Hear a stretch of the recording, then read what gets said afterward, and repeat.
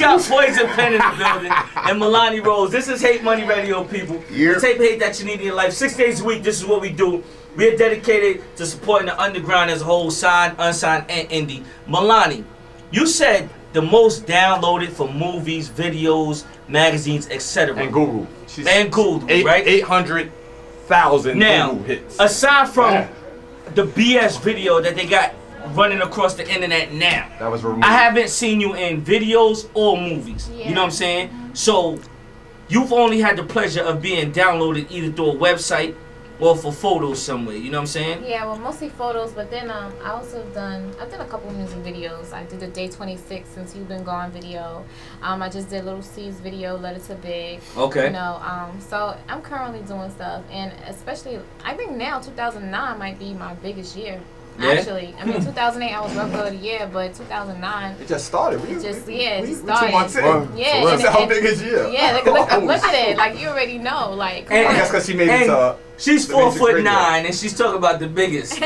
She from East New York, so. Yeah. See, I stand tall though, you know. And talking about standing, could you do the honors of standing up and letting all my official haters that's tuning in on the webcam get a glimpse, and everybody that's checking out youtube.com/hatemoneyradio.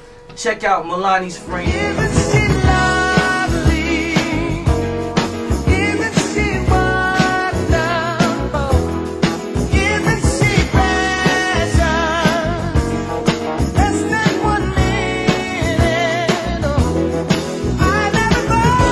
Be on eBay in about 2 hours. Starting bid is 2 G's. Poison Pen want an autograph and market it on eBay. Word up. Word up, man. We gotta get bread. It's a recession right now. We gotta get bread if we can. Talk about getting bread. Yo, Pen, you had the opportunity of traveling all over the world. Yeah. And I'm quite sure Milani has also, man. Aside from the whole New York love or the domestic love that you're getting over here, how they treating you overseas, my dude? The passport's stamped up, man. Like I say, that first and foremost.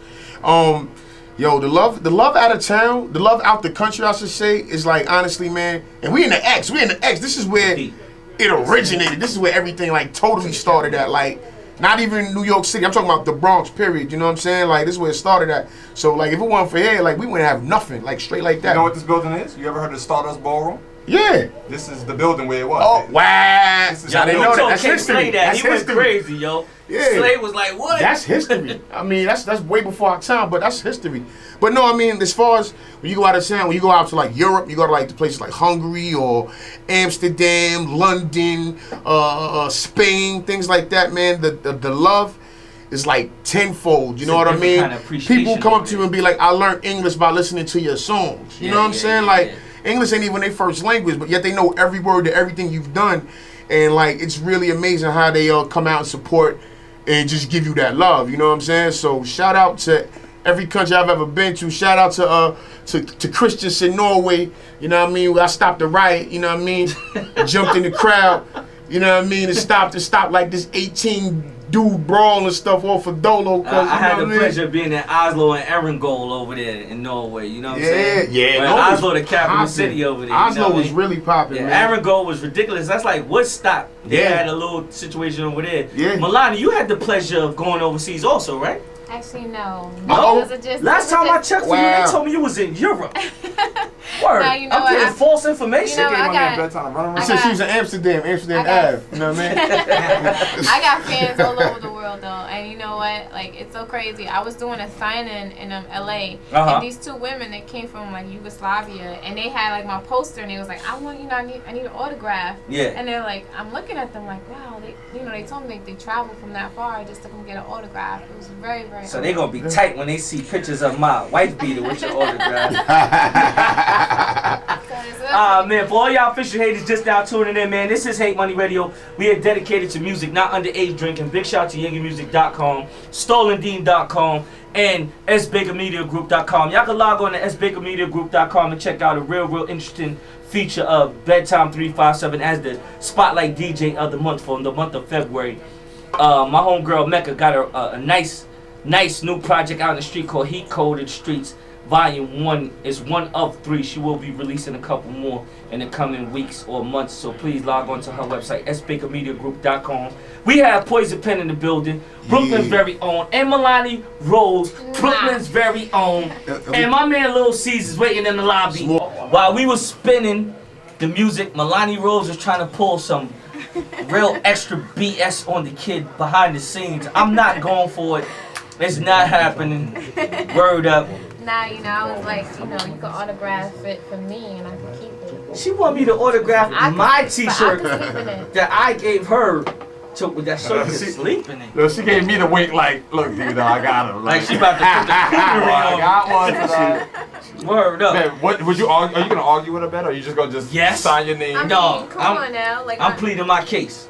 Take that one off and let her like smell good in it and put it back on. She said no. I said, but that got your smell on it. She said, no, it got your smell. That's why I want it. Don't pull that reverse psychology on me. I went to college. I've been on my Brooklyn-ish, you know what I'm saying, for the past hour or so.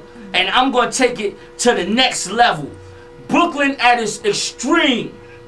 My man Lil C's is in the building, my dude. What's popular, homie? What's good, kid? You let me know, man. What's going on? Just working, man. Just working. You know, trying to knock this music out right now, man. It's a new year, man. So you know, I tried to flip with the year. You know, since January, since Notorious Flick, I've been kind of on my grind right now. That's what it is, man. You know, take advantage of the momentum. You know. Why not, right? Why not? It's an open lane. Why not run? You can answer some questions that everybody wants to know about the little character playing you. Like you've been hearing that all month. Yeah, I've been getting it for a while. I mean, I don't know what people don't understand about the character. You know, I thought Mark Jeffries did a good job. I thought he did, but everybody was saying like as if he was like too small for what you was to Big. That's what they was questioning. I've been with Big since I was 12 years old. And people don't know the movie reflected from before Big even had a record deal. Did it give you a flashback of that? Like seeing definitely, the movie? Yeah, definitely. So did what it's supposed to do? I guess when people hear me explain it, they understand it more. Like he looked like a kid in the movie. I mean, imagine how I looked back then. I was only 13 years old. Yeah. You know what I'm saying? With no size. I was about 5 feet. Yo, how did you take that though when you saw it? Did you feel like we done heard B More speak? That's Charlie Baltimore. Yeah, we done heard Lil Kim speak about it.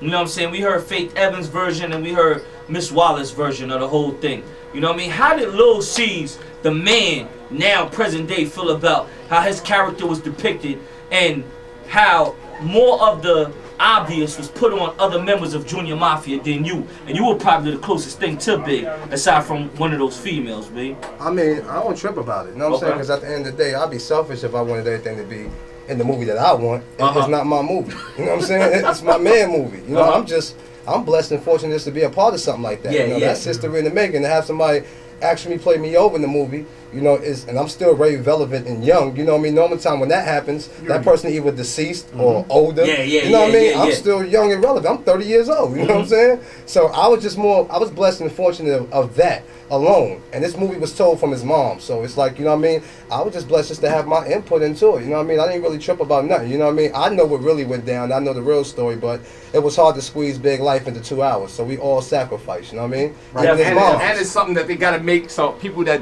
never seen or heard about Big understand in Hollywood. It wasn't one of some straight to DVD joints. Yeah, you know so what I mean? Like, they had to really put it in movie form. And people don't understand. We wanted to give people something about Big that they didn't know. And that's what I appreciate about the flick. It's like all the stuff that you can read about Big from all these years, that's what people expected to see. Then it wouldn't have been hot. You'd have been, I know about that, I know about this. But nobody ain't know about Big's sense of humor. They ain't know about his charm. They ain't know about his relationship with his moms. You know what I mean? So I felt like the people got their money's worth because they got to find out something that people didn't know about Big. Okay. You know what I mean? So I was straight with that. You know what I mean? That's what's up. We drink fifths in the morning, pass that at my door. Handy bottles litter in the bedroom floor. Later with the small from the night before. After 3 nuts, I ain't trying to cut no more. Try to get cozy, this is what I did. Look, homie, you be more comfy in your crib. Slapped on the ass, put her in the cab. She ain't know what hit it, ain't have time to ask.